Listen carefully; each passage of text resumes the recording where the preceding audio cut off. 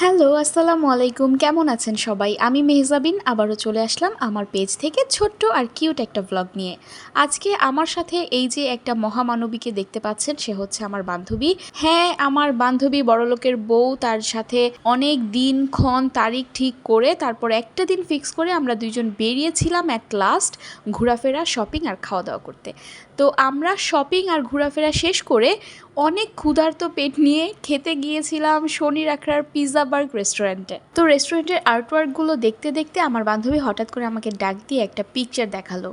এই যে সেই পিকচার, আমার বান্ধবী বিটিএসের ফ্যান, এইটা দেখে তো সে একদম খুশিতে গদগদ হয়ে যাচ্ছিল। আমার বান্ধবীর এই খুশিতে আত্মহারা অবস্থা দেখে আমি বললাম যে তুমি এখানে আসো, আমি তোমাকে ওদের সাথে কয়টা পিকচার ক্লিক করে দিই।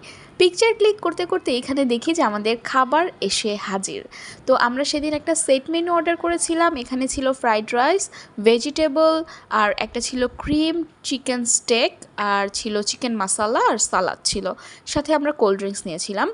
তো এখন খাবারটা ট্রাই করার পালা। সকাল থেকে দুই বান্ধবী ঘোরাফেরা আর শপিং করে এত বেশি টায়ার্ড ছিলাম আর এত বেশি হাংরি ছিলাম যে খাবার দেওয়ার সাথে সাথে আমরা খাওয়া দাওয়া শুরু করে দিই।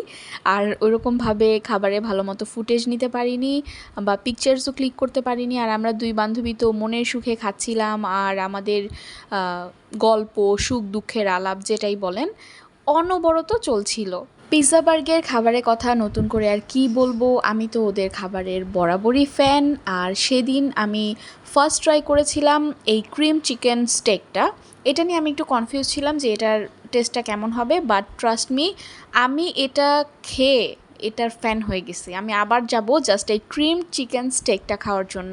এই চিকেন স্টেকের ক্রিমি আর মিল্কি ফ্লেভারের কম্বিনেশনটা জাস্ট অসাধারণ, আর এটা ভিতরে অনেক জুসি ছিল।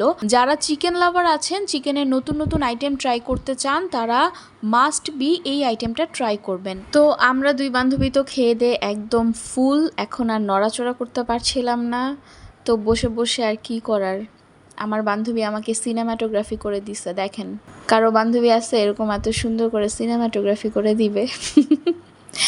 বাই দ্য ওয়ে, আমিও ওকে সিনেমাটোগ্রাফি করে দিয়েছিলাম। যাই হোক, তো এখন আমাদের খাওয়া দাওয়া শেষ। সোনার বাংলাদেশ আমরা চলে যাচ্ছি। আবার জানি না দুই বান্ধবীর কবে সময় হবে একসাথে আবার কবে ঘুরতে বের হব। আমরা চাইতেছিলাম যে মিররে আমরা একটা অ্যাস্থেটিক ভিডিও করব, কিন্তু ব্যাকগ্রাউন্ড মিউজিকের জন্য আই এম সো সরি, আমি এটা আগে খেয়াল করিনি। এখন এডিট করতে বসে দেখতেছি যে আল্লাহ, পিছনে কি গান বাজতেছে।